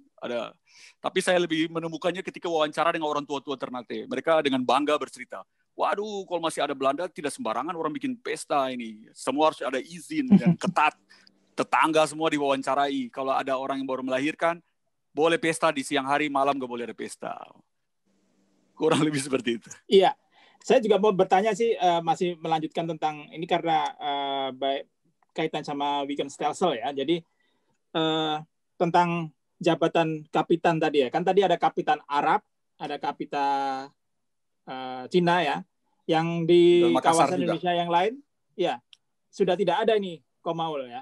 Tapi di Ternate justru menjadi bagian dari adat ya, karena masih di dalam naungan Kesultanan Ternate.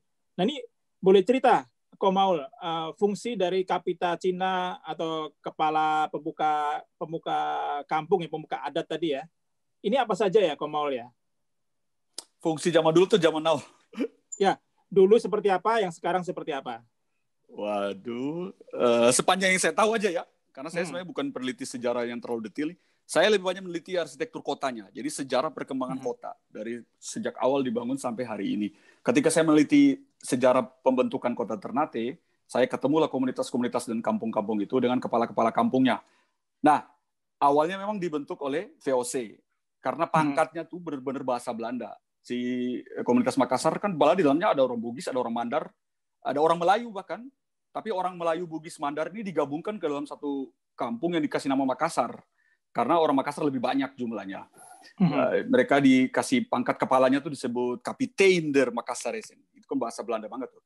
Kenapa dikasih pangkat Kapitein? Karena jumlah penduduknya banyak.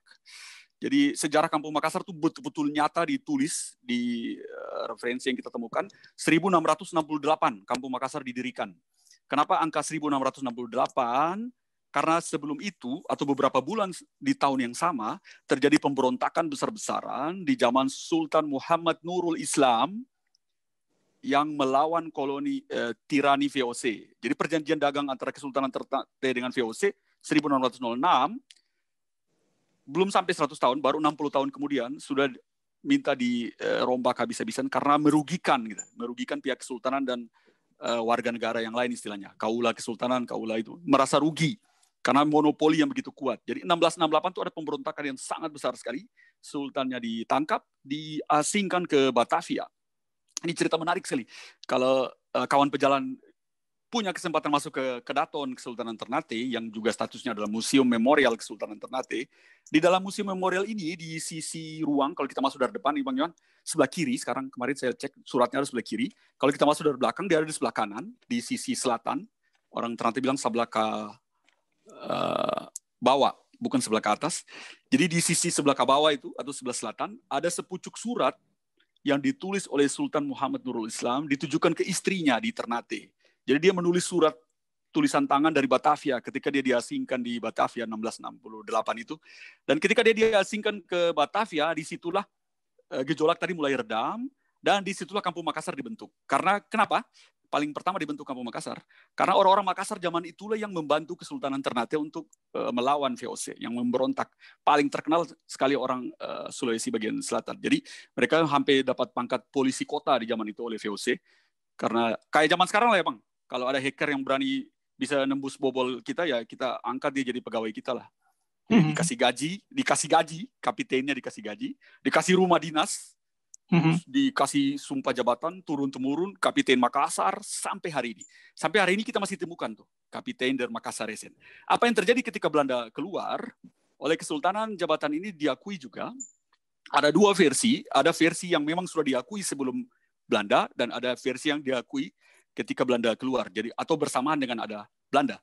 Karena mereka diberi gelar kapita. Jadi di bahasa Ternate ada istilah kapita, kepala kampung, khusus kampung yang dibentuk tadi. Karena kalau di kepala kampung di tempat-tempat lain beda-beda ya. Ada namanya Fanyira, ada namanya Gamma Himo, dan seterusnya, ada banyak-banyak sesuai kapasitas kampungnya.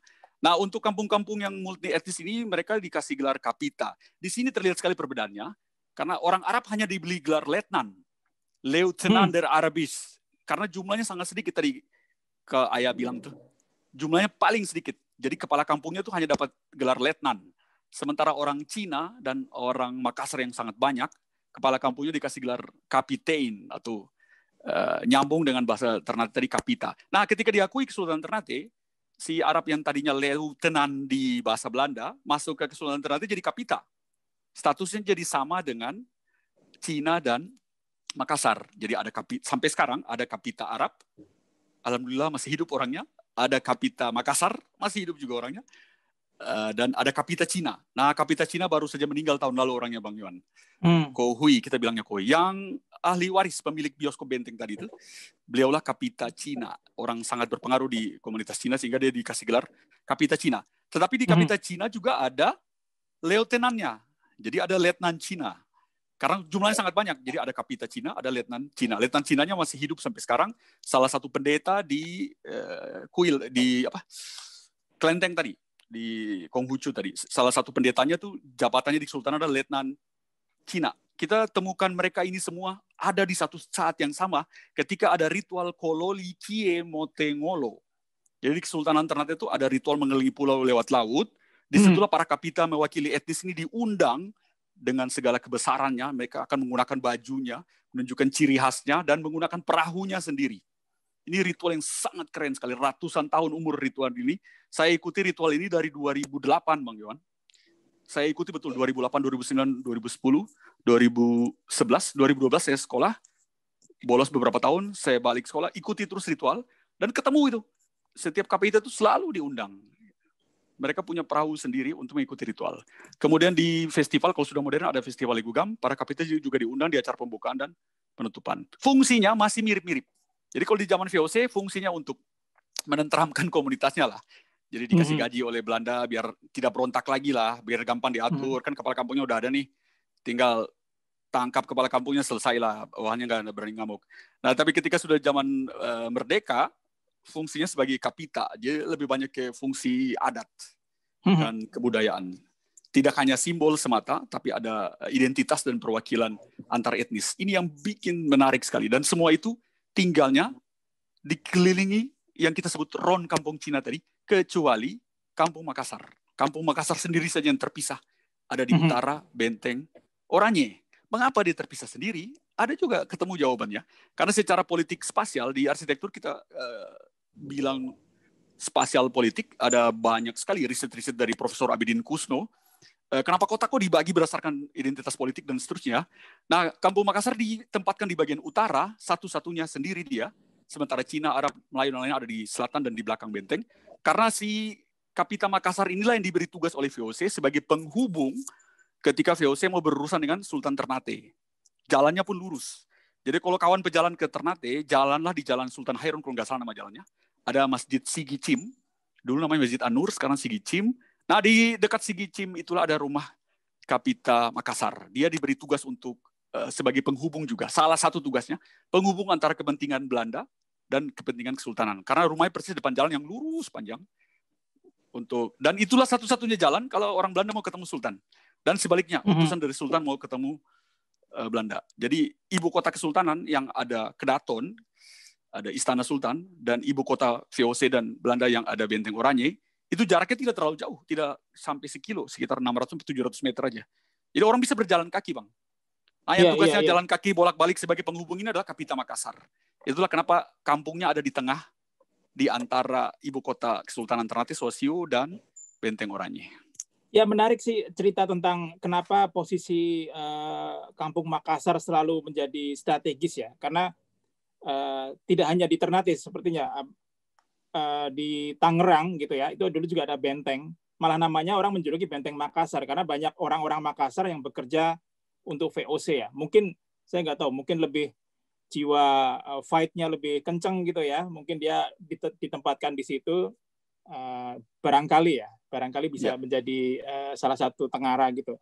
Baik, Komaul, menarik sekali cerita tentang pembagian kampung dan kaitannya dengan identitas politik tadi ya. Ada kaitan kedekatan dengan benteng, dengan penguasa VOC. Nah ini berikutnya saya akan membacakan lagi 3 pertanyaan. Kalau masih sempat ada 3 ya. Kita coba dulu deh. Pedia dari Pekanbaru, apa yang menjadi daya tarik kawasan pecinan di Ternate dan bagaimana aktivitas di kawasan ini? Terus yang membedakan dengan kawasan pecinan lainnya di kota-kota di Indonesia gitu ya. Boleh? Ini kayaknya Ko Aya lebih cocok jawabnya. Ko Aya, silakan Ko Aya. Boleh. Baik, syukur Dovo, Ko Iwan. Apa yang menjadi daya tarik kawasan pecinan di Ternate? Sudah kita lihat ya, kita ikuti bersama dengan tour daring tadi atau Avon tour daring tadi bahwa memang kawasan Cina itu dia seperti kawasan besar yang di tengah-tengahnya ada satu kampung Arab dan kampung Palembang pada zaman dulu ya, pada saat pengasingan Sultan Mahmud Badarudin II itu. Jadi ketika kita hidup pada zaman itu, kampung Cina ini menjadi kampung yang sangat beragam. Dia tidak lazim seperti kampung-kampung Cina di kota yang lain, yang ketika kita masuk kampung itu, kita akan menemukan banyak orang-orang Cina di dalamnya. Kalau di Ternate beda. Ketika kita masuk kampung Cina, kita bahkan menemukan banyak orang Arab. Paling kita tahu itu kampung Cina karena arsitekturnya masih asli, rumah-rumah orang Cina masih ada. Nah, sayangnya ya, dulu sebelum konflik terjadi, ada salah satu ritual yang sangat bagus sekali. Sebelum konflik itu namanya Hela Kereta. Hela Kereta itu mereka mengarak kereta keliling kampung setiap Imlek sebagai perayaan sukacita. Nah, namun sayang ketika konflik terjadi di Maluku, orang-orang Cina di Ternate mulai meninggalkan Ternate dan pergi mengungsi dari keluar kota, sehingga ritual itu, perayaan itu sudah mulai hilang. Nah, yang bikin beda dari kampung Cina di Ternate dengan kampung Cina di tempat lain, salah satunya, contoh ya, kemarin baru kejadian beberapa hari nih, Imlek jatuh di malam Jumat ya. Jadi malam Jumat itu ada pengajian di lorong Gang Habib 1 itu. Gang Habib 1 ada pengajian, terus mereka stop, berhenti di jam 10 malam, terus langsung prepare untuk persiapan perayaan Imlek di malam-malam itu. Jadi toleransinya sangat terasa sekali di sini, di Ternate. Seperti itu pun dari penjelasan orang-orang Arab yang tinggal di sini, Kampung Tengah ya, bahwa ketika Imlek, orang-orang Cina akan datang memesan makanan khas peganan khas Ternate yang dibuat oleh orang-orang Arab untuk kemudian mereka beli. Pun ketika hari raya orang Islam atau Idul Fitri ataupun Idul Adha, komunitas Cina ini akan datang mengetuk rumah si orang-orang Arab ini untuk mengantarkan makanan seperti itu. Jadi ya, memang menarik. Terasa sekali. Ada ini ya, saling bertimbang rasa lah ya. Iya, bertimbang rasa. Nah tadi Ko Aya kan cerita tentang saling mengantarkan makanan ya, kuliner ya. Betul. Ini ada kawan juga ini yang bertanya ya, saya sambung aja karena bisa sambung. Jadi ini Bang Ridwan di Bekasi. Keunikan sejarah dan kuliner pecinan kota Ternate ini dibandingkan dengan pecinan Ambon apa ya? Nah, keunikan yang kita tahu ada kue gula atau kue angin yang biasa kita makan langsung kempes itu.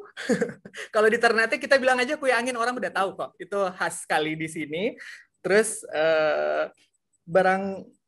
barang dulu belinya di orang Cina sih. Cuman itu saja sih salah satu kuliner yang masih ada sampai sekarang. Iya, iya. Oke, berarti ada hal unik juga ya ada hal di pecinan ini ya. Oke. Semoga menjawab Bang Ridwan ya, Bang. Semoga membantu ya. Ya, oke. Pertanyaan berikutnya, berarti tadi udah sekaligus 2 pertanyaan terjawab. Ini Bang mau nambah dikit soal kuliner boleh Bang? Oh, kuliner. Boleh. Seru soalnya, seru. Jadi boleh, waktu Hela, silakan. Ya, silakan waktu Bang. Waktu Hela kereta itu, kan tadi sudah disebut sama Koa ya, ada ritual Hela kereta kan. Jadi di ritual Hela kereta itu, kereta akan diarak, ditarik sebenarnya, nggak pakai hewan ya. Jadi ada yang menarik, ada yang mendorong, mengelilingi kampung Cina, manusia, mengelilingi kampung Cina. Kemudian yang naik di atas kereta, anak kecil. Jadi orang kalau nggak tahu, masa kita narik keretanya orang Cina, padahal itu sebagai sebuah perayaan. Isinya tuh anak-anak kecil semua, maksudnya anak-anak yang balita sama SD lah, nggak ada yang remaja awal, nggak ada. Anak kecil semua untuk semacam pawai. Nah, di ritual Ron Kampung Cina, sebagaimana nama acara kita ini, Ron Kampung Cina, keretanya yang mengelilingi kampung Cina. Dan mengelilinginya tuh beberapa hari sebelum Imlek. Dan belakangan ini mereka juga keretanya akan sampai ke pusat ibu kota kesultanan. Tadi saya lihat di chatroom, terus orang-orang Ternate ini ada di mana? Nah, orang Ternate ada di luar ini. Jadi kita dari tadi ini nggak bahas orang Ternate asli ya. Yang kita bahas ini adalah orang-orang multi etnis yang tinggal di Ternate dan diatur kampungnya oleh VOC. Orang Ternate-nya ada di mana? Ada di luar ini. Itu VOC nggak berani ngatur orang Ternate karena perjanjiannya sudah sangat jelas. Mereka hanya boleh mengatur orang-orang pendatang atau pedagang yang sudah awalnya ada di tinggal sekitar Kampung Melayu tadi. Jadi kuliner juga beragam, juga sangat khas. Kurang lebih sedikit tambahan saya seperti itu. Ya, jadi Kesultanan Ternate ini punya kuasa ya, artinya punya hak untuk mengelola daerahnya sendiri ya. Meskipun di situ ada VOC yang punya benteng gitu ya, tapi saya pikir ini salah satu kedaulatan adat yang boleh jadi ini menjadi bagian dari strategi VOC juga. Jadi bisa diperhitungkan oleh VOC kira-kira apa yang bisa negosiasi atau hal lain apa aja yang mungkin di masa lalu sangat mempengaruhi terkait dengan budaya maupun tata kota di Ternate juga ya. Nah, iya itu kalau kita lihat di gambar itu kayak saya bilang tadi itu martabak atau pizza. Si VOC-nya itu hanya dapat sekitar 1/16 bagian dari pulau. Bisa kebayangin teman-teman. Jadi 15/16 yang seluas pulau itu adalah hak kedaulatan adat Kesultanan Ternate. Si VOC-nya hanya dapat, kalau kawan pejalan dari Ternate, wilayah VOC waktu itu tuh hanya ada di Kampung Makassar sampai ke selatan, paling jauh ketemu benteng Kalamata. Ya, ini kalau kita lihat antara Kalamata sampai Kastela itu daerah tak bertuan tuh antah berantah, masih diperebutkan. Sementara Kastela mutar balik lagi sampai ke Sosio, itu murni wilayah adat kedaulatan Kesultanan Ternate. Jadi pulaunya dibagi, pulaunya kan bulat, dibagi di tengah, ditarik garis. Nah, tarik garisnya juga unik, Bang Yohan. Kita ketemu buktinya. Bukti garisnya adalah orang Ternate bilangnya barangka. Barangka itu adalah kali mati. Jadi ada kali yang ketika hujan deras kayak tadi itu baru keluar airnya. Nah, ada yang bilang barangka itu pengaruh bahasa Latin lah segala macam. Saya belum ketemu asli kata barangka. Tapi di Barangka Soasio itulah batas kekuasaan Residen Ternate sampai ke Barangka Toboko. Jadi kalau kawan perjalanan dari Ternate atau orang Ternate pasti tahu Barangka Soasio itu sebelah mana, Barangka Toboko itu sebelah mana. Hanya itu saja wilayah kekuasaan Residen Ternate. Di luar dari itu adalah hak mutlak dari kekuasaan Kesultanan Ternate. Sebelum ada Residen, ada VOC. Jadi harus kita pahami layer-layernya. Banyak sekali layer sejarah nih. Jadi ada VOC, ada kolonial Belanda, yaitu zaman Residen Ternate. Nah, VOC hanya mengatur sekitar benteng Oranye.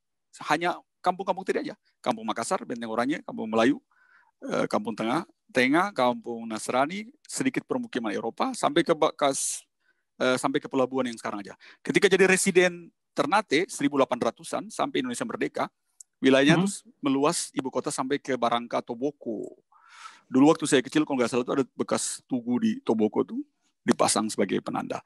Nah, pembagian ini diwarisi oleh pemerintah Indonesia sampai hari ini jadilah wilayah kecamatan Kota Ternate Tengah. Jadi Kota Ternate Tengah itu, kan Ternate dibagi 5 atau 6 kecamatan, saya nggak hafal. Ada kecamatan Ternate Utara, Ternate Tengah, Ternate Selatan, Ternate Barat. Nah, kecamatan Ternate Tengah itulah yang dulu adalah wilayah residen Ternate. Kawan pejalan bisa lihat kok ada batasnya. Anda sudah masuk ke wilayah kecamatan Ternate Tengah. Disitulah dulu bekas warisan residen, mulai dari Barangka Sosio sampai Barangka Toboko. Itu yang diwarisi ke Indonesia, jadilah kecamatan Ternate Tengah. Sampai sekarang masih ada jejaknya ya Bang ya? Masih ada jejak. Dan secara administratif pun masih.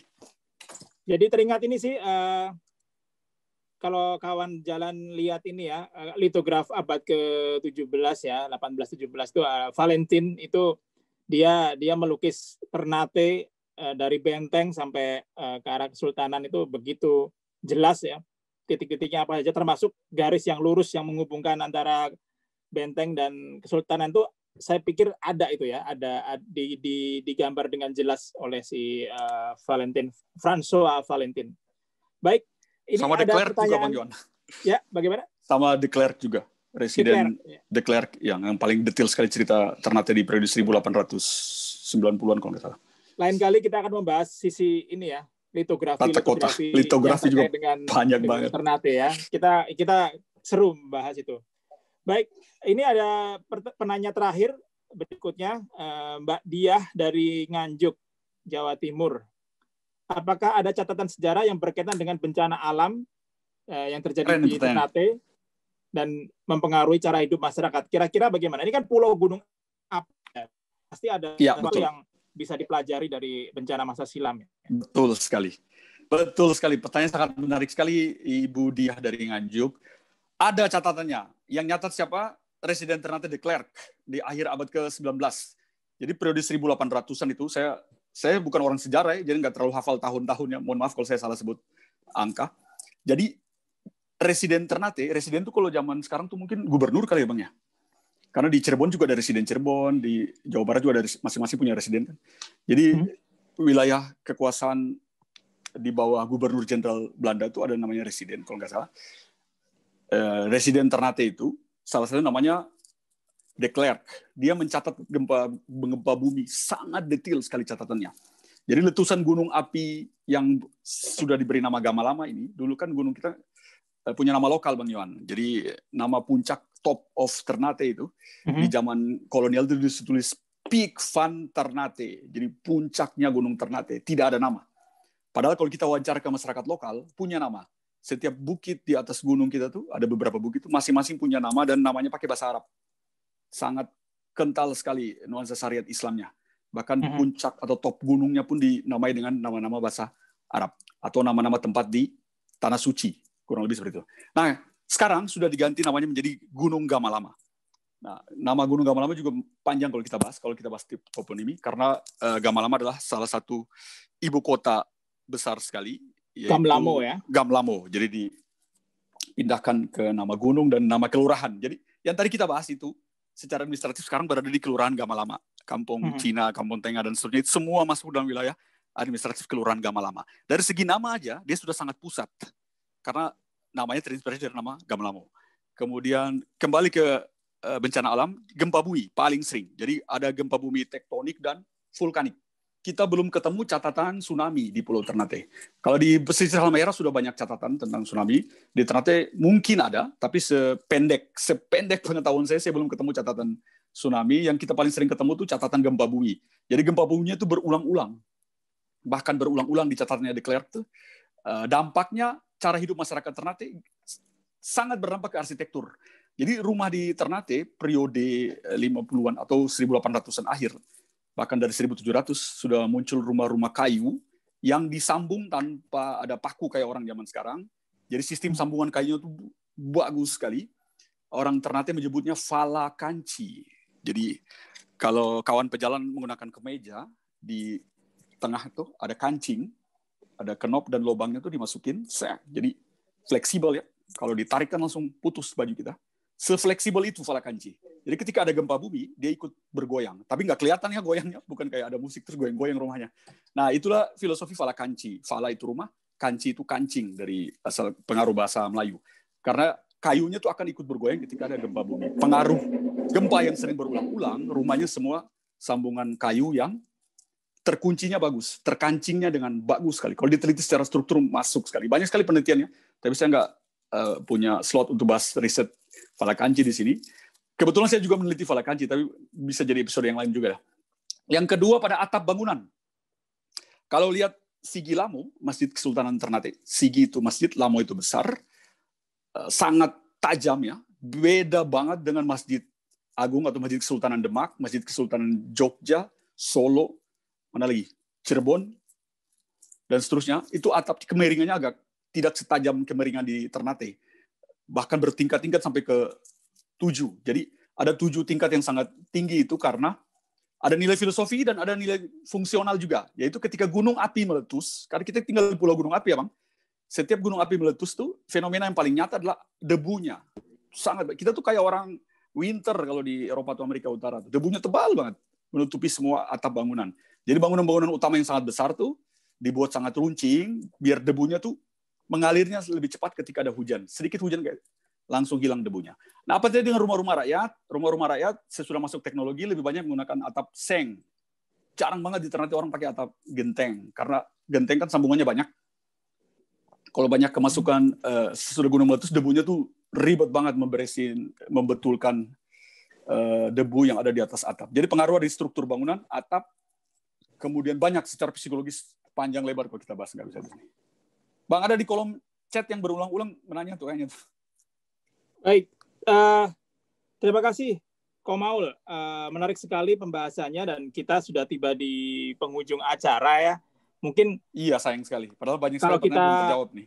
Iya, kita mungkin akan bikin serial tentang Ternate kali ya. Nanti mungkin sisi tata kota ada sendiri, sisi kuliner gitu ya, atau mungkin sisi cerita rakyat. Jadi kayaknya banyak sekali yang bisa kita kita gali dari sisi Ternate dalam kaitannya dengan cerita rempah gitu. Baik, kawan jalan, terima kasih sekali sudah bergabung bersama kami. Dan cerita ini sebenarnya membangkitkan kita tentang ini ya, tentang negeri rempah ya, negeri tentang merapah rempah. Jadi menyadarkan kita betapa Kepulauan Nusantara ini memiliki kekayaan karena kita saling terbuka ya, lebih terbuka dengan perubahan dan juga seperti kata Komaul tadi, Tarano Ate berarti turun ke bawah untuk memperbaiki. Jadi disitulah orang-orang menjadi lebih berbaur ya. Karena kalau saya tidak tahu kalau leluhur Ternate nanti pada dulu awalnya adalah meminta warganya untuk tinggal di gunung, mungkin Ternate wajahnya tidak seperti sekarang ya, Komaul ya, karena tidak diatur, dibiarkan betul. Gitu ya. Jadi dan Bang boleh saya karena kekuatan saya potong sedikit Bang. Ya, silakan. Mohon maaf saya potong karena ada penanya yang sangat lumayan tajam pertanyaan, kalau nggak dijawab berbahaya nih kalau menurut saya. Kawan gitu. Berjalan bisa lihat di kolom chat. Mohon maaf saya minta waktu 2 menit aja. Ada silakan. Senior saya Pak Yunan dari Jogja. Dia bertanya, Tabea, ada yang mau ditanyakan apakah ada identitas sebagai penanda antara dua komunitas kampung Arab dan Cina sebagai sebuah cagar budaya dan seterusnya. Nah, menurut saya pribadi sebagai seorang arsitektur sangat berbahaya kita pasang penanda. Penanda yang menunjukkan identitas keetnisan kita itu merusak hubungan yang sudah kita cerita tadi hebat-hebat. Bagaimana keluar masuknya orang Arab dengan Cina, saling memberi makanan, saling memberi kue, saling membantu. Ketika Imlek, suara pengajian dikecilkan. Ketika Masjid Tarhim, suara kelentengnya dikecilkan. Itu bubar semua kalau kita pasang penanda di kampungnya. Ini paling sering dilakukan oleh pemerintah kita. Pasang gapura, pasang naga, pasang tulisan Arab. Apa itu? Mohon maaf saya sedikit terbawa emosi nih. Karena kita dari ilmu arsitektur itu selalu dikorbankan. Yang kerja teman-teman kita, arsitek juga. Mereka selalu pasang tetengger. Istilah kerennya itu landmark. Bahkan di Ternate ada landmark yang sangat tidak masuk akal itu dipasangkan di titik nolnya. Jadi sangat berbahaya, mohon maaf Pak Yunan, saya belum sependapat dengan Bapak. Mungkin pandangan teman-teman ilmu budaya tuh sangat kuat ya, identitas harus ada gapura, kemudian ada cagar budaya yang dikuatkan. Menurut saya pribadi, sependek ilmu yang saya pahami, sangat berbahaya di kampung Cina Ternate atau kampung Tengah atau komunitas Arab, kita pasang penanda. Karena lihat faktanya sekarang. Di samping rumah Letnan Arab tadi, ada rumah 3 lantai besar sekali. Baru saja dibeli oleh orang Cina. Keturunan Cina Peranakan. Dia bikin rumah besar banget 3 lantai. Itu kita tidak bisa menyalahkan. Karena sampai sekarang pemerintah daerah tidak punya aturan untuk memblok sini hanya boleh orang Arab, sini. Kalau kita kembali seperti itu, apa bedanya kita sama VOC? Yang mengkotak-kotakan orang harus tinggal di kampungnya masing-masing. Nah itulah, mohon maaf saya tidak sependapat kalau harus ada penanda yang terlalu kentara, terlalu jelas. Tapi kalau sekitar kelenteng, saya setuju. Kasihan sekali kelenteng itu. Sangat tertutup, sangat murah, utilitasnya tuh. Benar. Utilitas bangunannya tuh ya. Kau Ayah, kemarin kita jalan-jalan sambil bikin video tuh. Saluran air dan seterusnya, apalagi kalau hujan, banjir. Ini realita zaman sekarang. Saya bicara atas nama ilmu arsitektur, kita perbaiki sistem utilitasnya, kita perbaiki drainasenya, kita perbaiki pedestriannya. Disitulah kita kasih penanda. Penanda dari segi setapaknya. Jadi tidak perlu bangun gapura besar-besar, tidak perlu kasih tanda ini kampung Cina, ini kampung Arab, tapi cukup dengan memperbaiki struktur dan utilitasnya. Tapi ada satu yang unik. Ada satu gapura dengan naga melingkar-lingkar dipasang di jalan masuk ke Santiong, ke pekuburan Cina. Sepanjang warganya tidak bermasalah, tidak apa-apa bagi saya. Jadi kadang-kadang kita di peneliti atau akademis juga sangat egois nih, harus ini, harus itu. Tapi warganya yang mau gimana?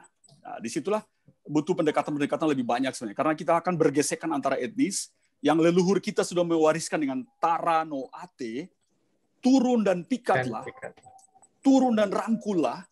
Apa yang kita lakukan sekarang sebagai anak cucu pewaris generasi Ternate zaman sekarang? Apa yang kita rangkul? Apa yang kita pikat bagi orang yang hidup di Ternate, orang asli Ternate atau pendatang? Kalau mau bicara asli dan pendatang itu panjang banget, Bang Iwan. Karena kalau kita pakai fakta sejarah, pulau ini awalnya kosong. Jadi siapa sebenarnya orang aslinya? Iya.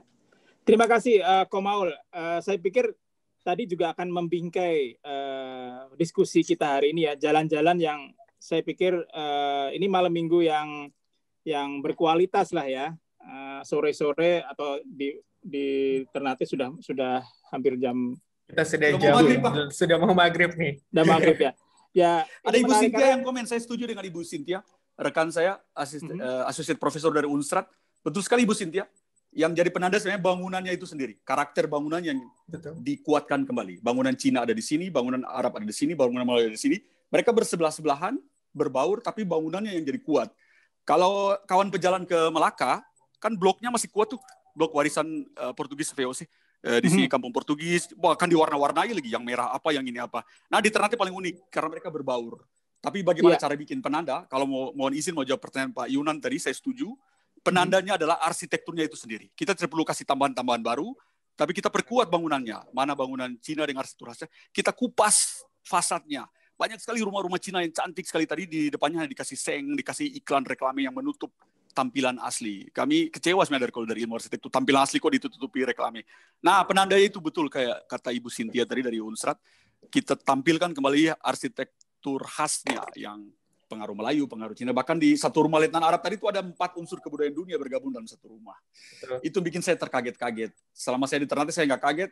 Ketika saya baca referensi, baru baca sedikit aja, langsung kaget. Apalagi kita banyak belajar. Jadi PR sebenarnya bagi warga Ternate untuk banyak-banyak belajar, untuk lebih mencintai kotanya, untuk memperbaiki kotanya, untuk meneruskan estafet Tara no Ate. Baik. Ya, Ko Ayah ada statement untuk closing?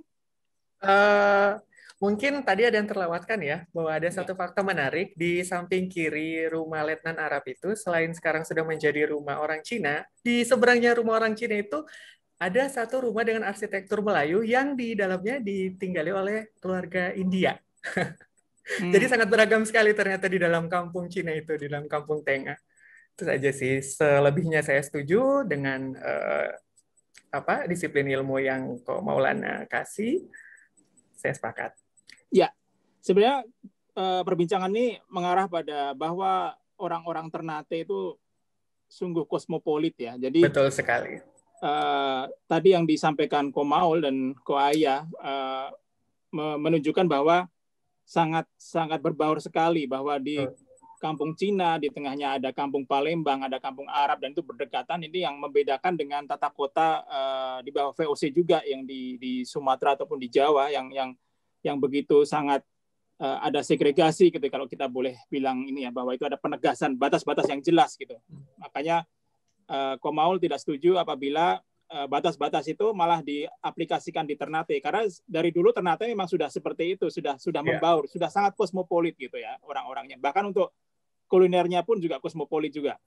Dan sebenarnya perbincangan seperti ini ya, kita bisa mengembalikan lagi pada tujuannya bahwa jiwa kota, apapun kotanya, ini bersemayam di tiap toponimi lamanya, dan juga jiwa kota ini bersemayam di arsitektur tuanya, sehingga penanda-penanda itu seharusnya tetap dirawat ya, entah itu toponimi ataupun arsitektur. Tadi saya setuju juga kalau memang arsitektur itu ditampilkan lagi, karena itu akan membangkitkan pesona kawasan ya, bukan pesona kawasan yang dibuat-buat dengan gapura atau ada tugu, tapi inilah pesona kawasan yang memang mengembalikan, kalau memungkinkan vernakuler arsitekturnya itu bisa bangkit. Misal di Kampung Melayu ada seperti apa gitu, yang bangunan-bangunan yang mungkin ada sisi khas Ternate-nya. Dan kita juga mengapresiasi ya upaya-upaya warga dalam mencari jiwa kota. Seperti apa sih pencarian jiwa kota ya? Itu ya seperti kita sekarang ini, kita memperbincangkan, ngobrol tentang suatu jati diri sebuah kota. Dan seperti ini sebenarnya bisa membangkitkan upaya pelestarian yang lebih jauh lagi ya. Jadi kita bisa melihat, oh ya ternyata kelenteng itu perlu secara landscape harus bisa dilihat dari berbagai arah ya, karena itu kawasan yang sudah tertata sebelumnya. Misalnya Komaul ingin mengembalikan sisi landscape-nya supaya bangunan ini bisa terlihat mungkin lebih anggun lagi dari berbagai sudut, itu bisa jadi. Dan juga bagaimana ya kalau misalnya toponimi itu hilang atau bangunan-bangunan itu hilang, mungkin ya warga juga yang akan kehilangan ingatannya tentang siapa jati diri mereka sendiri. Dan ini akan berlaku di setiap kota di Indonesia terkait rempah yang telah membentuk kita seperti ini. Dan tadi menarik sekali apabila Anda ya, Jan Pieter Soenkoen ini tidak mendapatkan coupling di Sunda Kelapa, mungkin Ternate akan sehiruk pikuk Jakarta sekarang ya. Jadi inilah perubahan tentang perdagangan dan juga politik perdagangan mempengaruhi sebuah kota.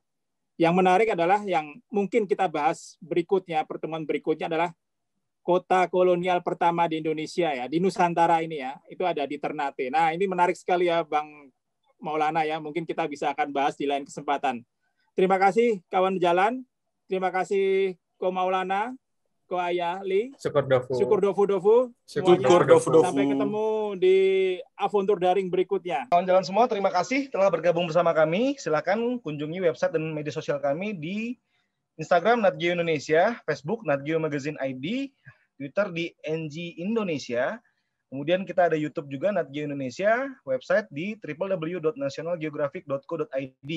Kita juga punya 2 campaign. Di sini ada Saya Pilih Bumi dan Saya Pejalan Bijak. Nah, kawan jalan di sini bisa follow Saya Pilih Bumi dan Saya Pejalan Bijak. Baiklah, kalau begitu saya Fai Lubis beserta kru yang bertugas undur diri. Sampai ketemu lagi di episode berikutnya. Salam jalan, kawan jalan.